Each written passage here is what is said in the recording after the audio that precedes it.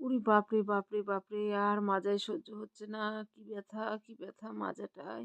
আর উঠতে পারছি না। মাজা পুরো আকাটা হয়ে গেছে। আমার পুরো আকাটা শক্ত হয়ে গেছে। সেই ২ ঘন্টা ধরে বসে, বসে এই দেখো এই বানালাম। বানাতে গিয়ে আমার মাজা শেষ। আমি বেশিক্ষণ বসে থাকতে পারি না। মাজা গেল আমার। আমার এই অপারেশন করার পর থেকেই আমার মাজায় বেশি আর সহ্য হয় না। শীতকালটায় তো বেশি হয়েছে। মাজায় একদম সহ্য হচ্ছে না। তো এই দেখো মাজা ব্যথার কারণ হচ্ছে আমার এইগুলো। তো এইগুলো এই যে বানাচ্ছিলাম, বানানোর জন্য আমার এই দেখো এইটা মানে অল্প তেলে তো অল্প তেলের করেছি ওই জন্য ওপরেরগুলো একটু চ্যাপ্টা চ্যাপ্টা হয়েছে। মানে এক গামলা বুঝতে পারছো এই দেখো এটা মানে বেশি তেলে যখন করেছিলাম তখন এইটা দেখো ফোলা ফোলা, তো নিচেরগুলো সব ফোলা ফোলা আর উপরেরগুলো সব মানে ও তেল কমে গেছিলো। তো এই দেখো আধ কড়াই তেল দিয়ে আর এইটুকু তেল আছে। তো ভাবলাম যা হয় হোক গা, অনেকক্ষণ ধরে ২ ঘন্টা ধরে বসে আছি আর পাচ্ছিও না। তো এই দেখো গুড়টা এমনি শেষ হয়ে যাচ্ছিল খেতে খেতে। তো এই দেখো আর অল্প একটু গুড় পড়ে আছে এর মধ্যে। দেখি আর একদিন যদি পাটিসাপটা করা যায়, খেজুরের গুড়ের সেন্ট বলতে তো কিছু নেই। তো এই দেখো ভিডিও ভিডিও করা অতই সস্তা না। দেখো এই দেখো ভিডিও করতে গিয়ে আমার এত জামা কাপড়, এই দেখো আমার মেয়ে এখানে স্কুল থেকে এসেও ব্যাগটা এখানে রেখেছে। এখন এই জামা কাপড়গুলো সব ভাঁজ, এই একটা দুটো ব্যাগ আমার মেয়ে, একটা স্কুলের একটা পড়ার।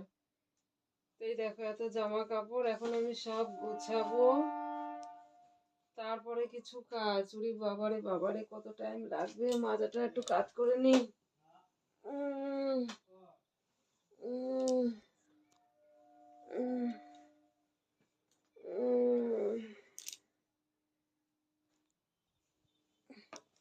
আর পাচ্ছি না, মাথায় সহ্য হচ্ছে না, ২ ঘন্টা বসে ২ ঘন্টা। হ্যালো গাইস, কেমন আছো তোমরা সবাই? আশা করি ভালো আছো। আর আমিও তো ভালো আছি। আর আমার ব্লগে তোমাদের অনেক অনেক স্বাগত, অনেক অনেক ভালোবাসা। তো মাজাটাই আর সহ্য হচ্ছে না। ২ ঘন্টা ধরে বসে থেকে পিঠে করতে গিয়ে মাজাটা আমার গেল। ও ওরে বাবারে বাবারে, ঘুম পেয়ে যাচ্ছে। তাহলে আমি বাকি কাজ করবো কি করে?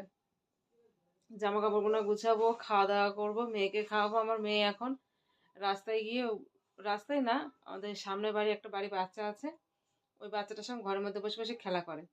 পিঠে খেলো, চা করলাম, চা দিয়ে বিস্কুট দিয়ে খেলো সন্ধেবেলা। তারপর সব একটা একটা সব পিঠে মিঠে খেলো। খেয়ে নিয়ে যে যার মতো সব বেরিয়েছে।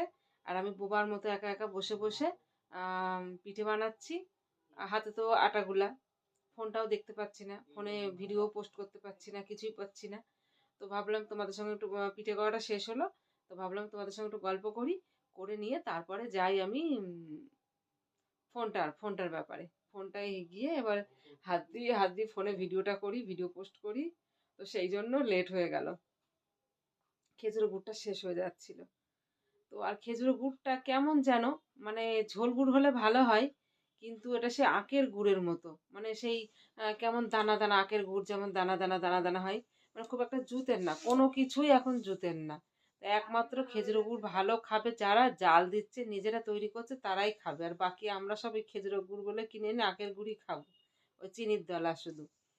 তো যাই হোক, সবাই ভালো থেকো, কেননা বেশি বকতে গেলে আমি আবার আর অন্য কাজ করতে পারবো না, বুঝতেই পারছো কত কাজ পড়ে রয়েছে। তো সবাই ভালো থেকো, আবার নেক্সট ব্লগে অনেক অনেক অনেক অনেক গল্প করব। শাখাটা পায়ে ঠেকলো। তো টাটা, বাই বাই।